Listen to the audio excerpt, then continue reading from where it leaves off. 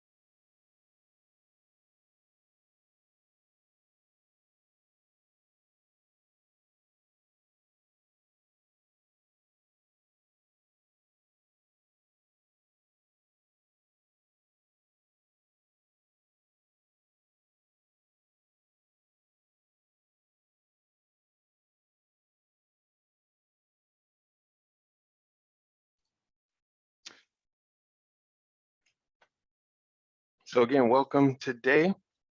While we're waiting on if there are any questions to come forth, what we can do today, I had a couple of things planned and a couple of key features that I want to point out that you have available here inside of the decision. So let's go ahead and get started with those.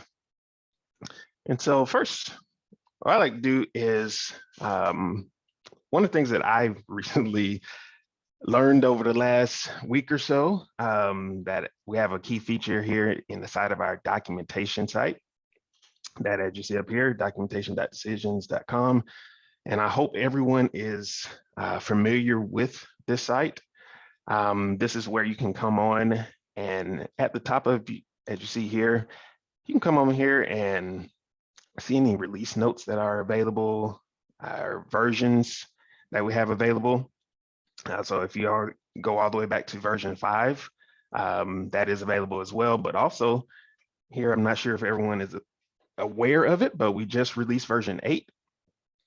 So that is available, and we do have the documentation available for that as well. So this is where you can go onto the site and say if you're looking for certain features, certain steps, you want to get some help with your flows, with your forms, as you see over here in the folder tree to the left.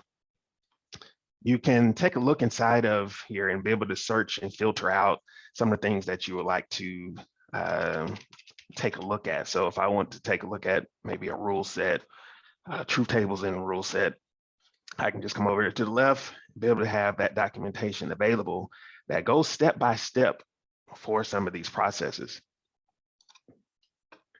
But also, one thing that I learned, so that wasn't what I learned, but one thing that I did learn is this feature down here called projects. Now, projects, I was not aware that this was here. However, this is very neat because this will allow you to come in and be able to do the same thing, filter out if you have some key logic or components that you would like to flesh out or get some help on. But if you click down, and you see these are actually key features, key flows, I should say, that you can have available, you can build inside of decisions and use inside of your own project. Not only that, but you do have an example. So you have a zip file on the bottom of each one of these that you can then go inside of the documentation. And if this is the key features that you would like, that you need to incorporate inside of your own project, you can click on that and download that particular project. Now, these aren't meant to be plug and play. Of course, there would have to be modifications made, of course, to fit your particular need, but that is available. So what I wanted to do, as we are waiting for any questions that may come about on today, what I wanted to do is just walk through a couple of those that I recently completed. And that way you can see exactly what you have at your disposal. So if I go into my first one here, this is calculation on forms using truth tables. Now, this is one feature that you do have available. And we just had a question come through, so let me take a look at this question. It says, do you have any recommendations on the use of comments for an audit trail? We're looking to add additional comments, audit entries to an existing project. The project is structured to have on primary flow with multiple subflows. Would it be best to put comments in the subflows or in the main flow after the subflow is complete? So can you come off of mute and Yes. Just elaborate just a little bit on what you're trying to do? Sure. Can you hear me? Yes. Okay. So so we have a case entity-based project. So there's different states, started, approval, so on and so forth. So let's pick approval. So after someone approves it, we want to add a comment that says, Murray approved this. So what I'm trying to figure out is my main flow is already very cluttered based on the way that the client wanted it to show up. So I don't want to put the comment in until I'm sure that it worked and it took the change I wanted to make. Like, I don't want to start the approval process and say it's been approved, because what happens if it errors out or no one ever approves it, so on and so forth.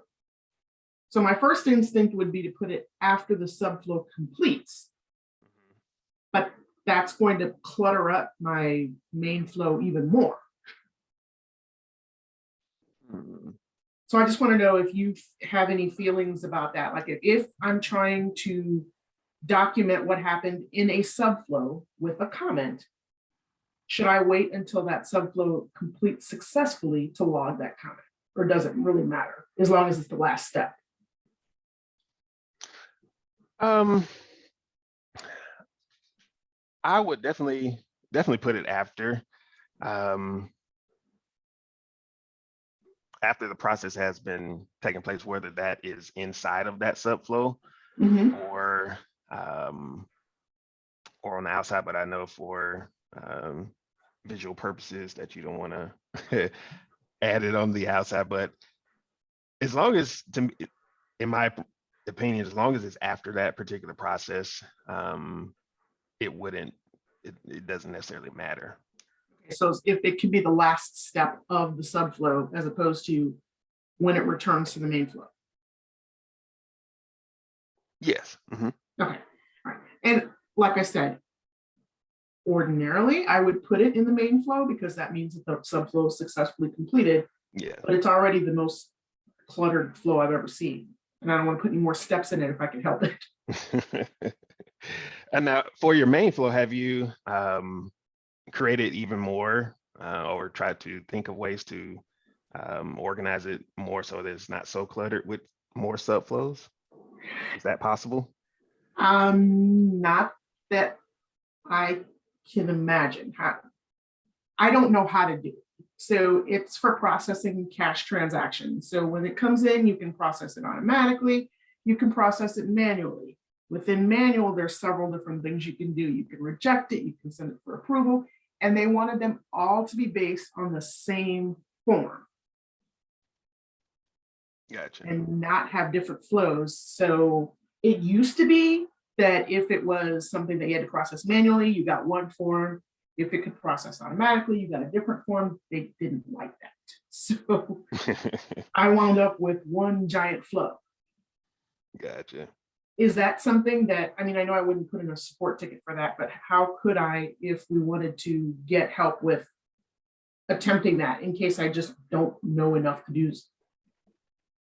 You know what I'm saying? I mean, like, can I put in a support ticket? Do I ask for something from professional services if that's something we want to do?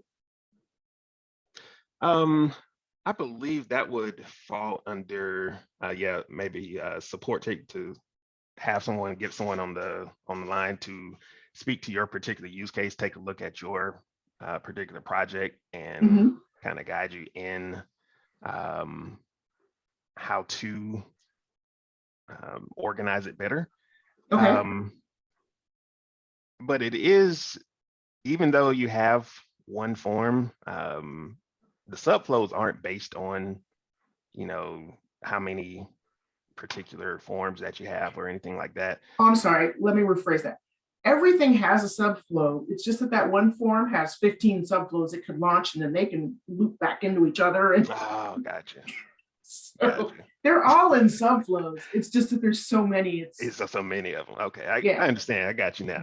Okay. Got it. In my head, I had a whole spaghetti chain of steps. I was like, oh, whoa, whoa, whoa. No, it's a But spaghetti chain of subflows. Is what it is. I got you. I understand that. Okay. All right. I will try a support ticket and see if there's anything that someone can do that maybe I have. Maybe I'm putting it in twice when I could just loop back to it again. I don't know. Okay. Okay. All right. Awesome. Thank you. You're welcome.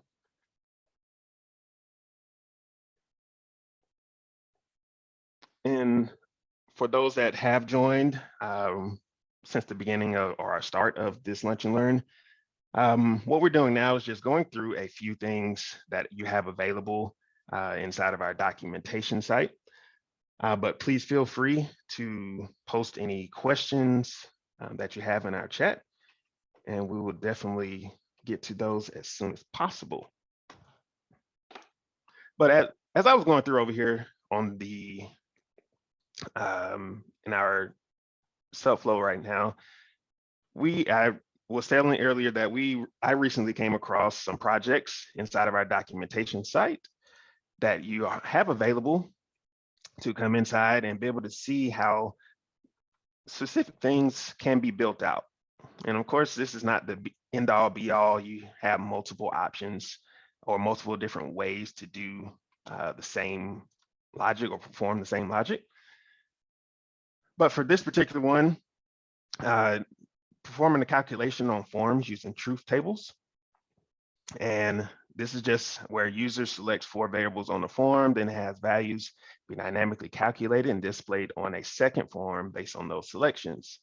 First, a unique ID is generated with a different prefix, depending on what status is selected. Then 4 separate truth tables are run that determine different numbers based on those selections. Next, all of the results from those truth tables, are added together. And finally, the new ID and the calculation result are displayed back to the user. Now, this particular one I didn't download from our documentation, but we did come up with this. This was built before taking a look at the documentation. So if we take a look at inside our folder, or our form, as you see, we have some fields here.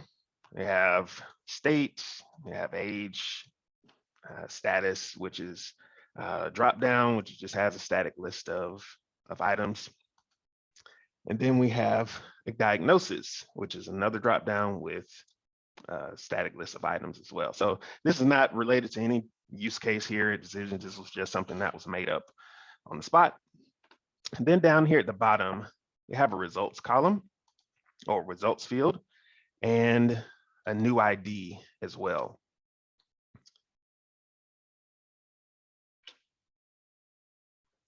Now on this, down here at the bottom, when you're inside of your form designer, over here in the properties panel, if you are on a specific component and you just click off, you'll be given the options over here to the right to scroll down, and you'll see where you can add active form flows and even use our legacy. which contains the data flows, visibility rules, and validation rules as well. So this will, these are two different ways to control what actions you have on your form, what is performing in the background. So in this case, we have some truth tables running in the background based on the selections on the form as a user is inputting in data. So if we go up here to the top in our active form flows, what we can do is add a new active form flow. And if we go inside of here, these are the options that you'll be given. Actually, let me back up here. Before we did the active form flow, what I did was set my data.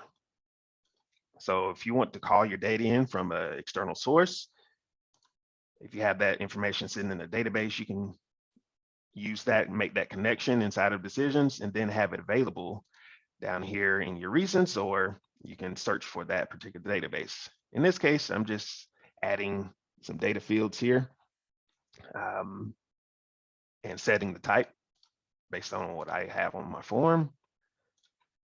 Once I take X out of here, let's go back inside of our active form flow. And now what I have, I can set my rule flow. So this is where I would determine that logic. But before we go in there, let me just scroll down here.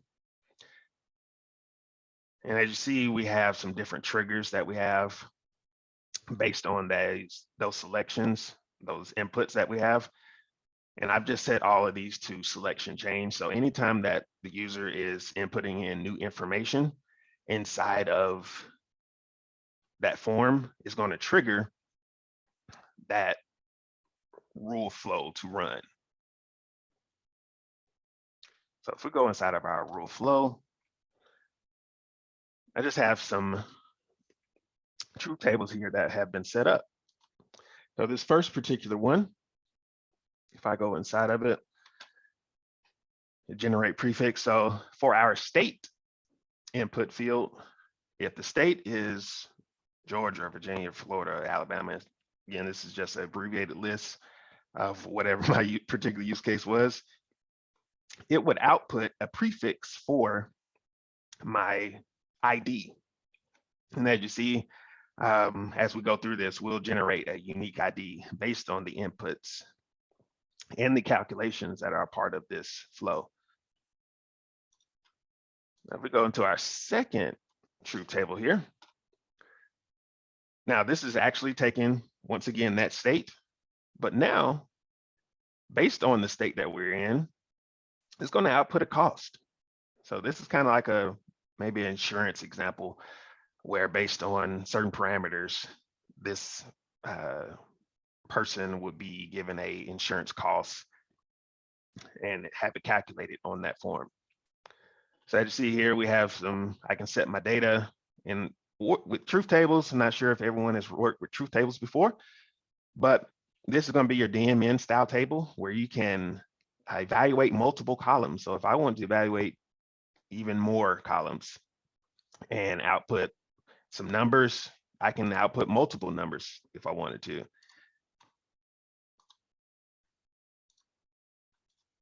If I go to our next truth table, this is the status. Again, very similar. You have your fields in that we have on our form based on those drop downs, that static list. And then over here to the right, we have, once again, our cost. And again, these others will be very similar. With age, I just set my verb to be in between. As you know, decisions rules are data aware. So anytime that you're passing in maybe an integer or a decimal, you're going to have the verbs for those particular ones. If it's a string, of course, your verbs will be different. And then the cost once again.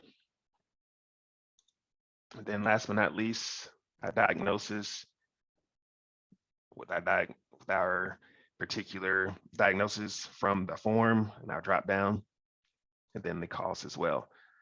So this is where the fun comes in. And down here, after all of our truth tables have run, have output our results, what we can do now is go into our sum step and be able to take in all of those costs. So we're taking in the costs from our evaluate state, evaluate status, evaluate age, and the diagnosis. And we're picking those costs, putting into our sum, which is going to output, of course, our overall sum of those costs. Now, this is where I mentioned before with generating a prefix here. We're actually using that to generate a unique ID, which is a part of our process. So if I go into our merge plain text editor, as you see here, our result first was the result from that generated prefix, again, based on our state that we output. And then followed by that, we have that hyphen, and then we're just using the numbers from our costs from each one of the truth tables.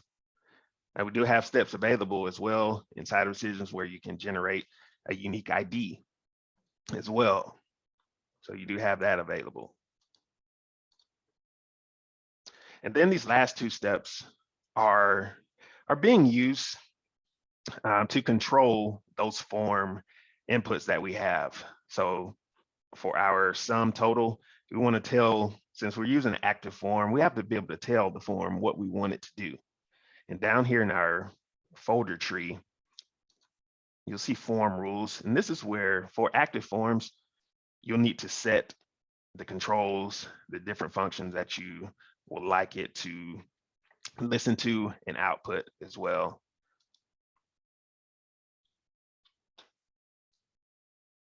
And then this is, of course, the last one where we're setting the ID so they can listen to that, output that new ID that we generated here in our generate ID step. So if we go back out now, let's take a look at how all of this will run.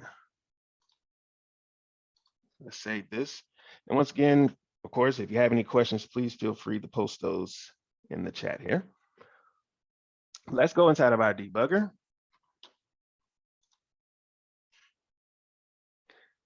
So inside of our debugger, what we're going to do is just go ahead and set our state. And once we do add these components, it's going to automatically set those costs down here at the bottom. So I'm in Georgia. So my results would, of course, my $50 for being in the state of Georgia be just that. I am going to set my age, whether I'm single, married, or divorced. That's going to also, of course, affect my premium, and then whether or not I have had a certain issue. And as you see, the more that we add is automatically generating. And then from this, what you can do is use this information, pass these results out, pass the ID out, and use it in the rest of your flow. So very easily, and as you see, all of this was completed using one single form. There weren't multiple steps chained together outside of here. So this is one way to condense your workflows, just to make sure that everything is, you're using at least the least amount of steps as possible as a part of your flow, and to keep your flows cleaner as well. So that's one key feature that you have here. And I'm gonna take a pause here. Are there any questions that we have lingering? Just taking a look at my chat, and I don't see anything as of right now. So in our last few minutes, let's take a look at one more. Let me try to squeeze another one in here just in case we do have a last minute question come in. Let's take a look at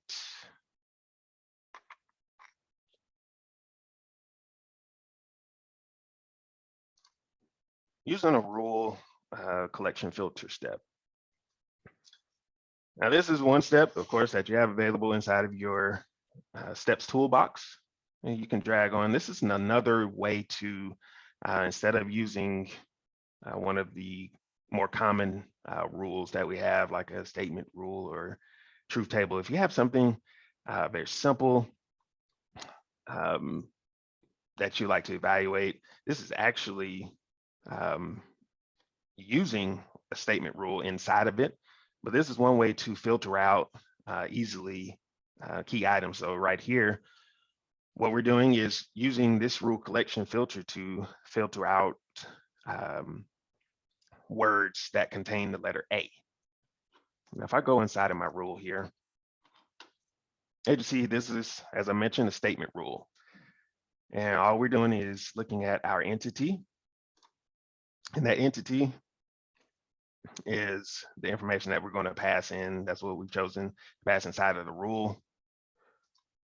And we use contains. As you know, this is a string. And then we can set our value, which is, as I mentioned, A. Now, one thing that you can do is it can be case insensitive as well. Case sensitive as well. So if you uncheck this, then it will have to be the exact match of what you put inside of this value box. So if we take a step out of here, what we can do is quickly run this debug and run this particular step. And what I'm going to do here is input my sample string list. So I'm just going to add some names here.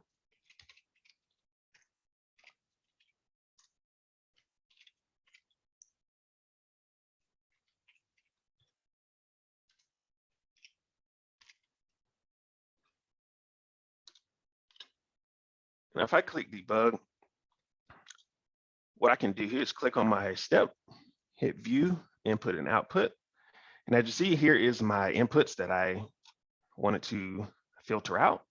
And down here in my outputs, I have all of my names in this particular case that have or contain the letter A.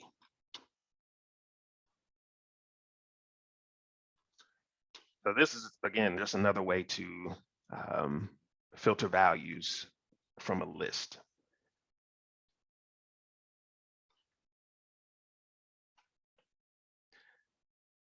I'm just going to give just one or two more minutes for any questions to come through.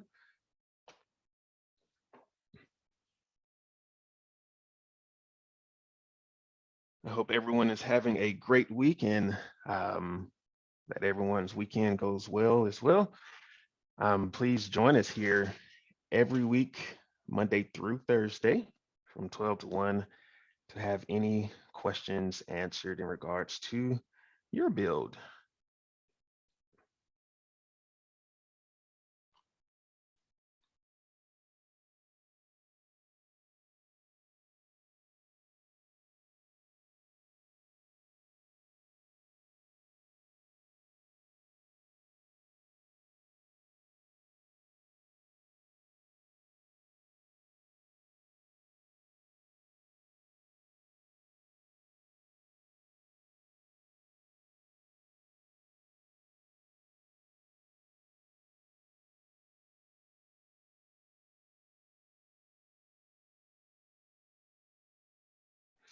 If there are no additional questions, I appreciate all of you all for coming today. And again, I wish that you have a great rest of your week. And please, we look forward to seeing you here again on our weekly and daily Lunch and Learns. Everyone have a great day.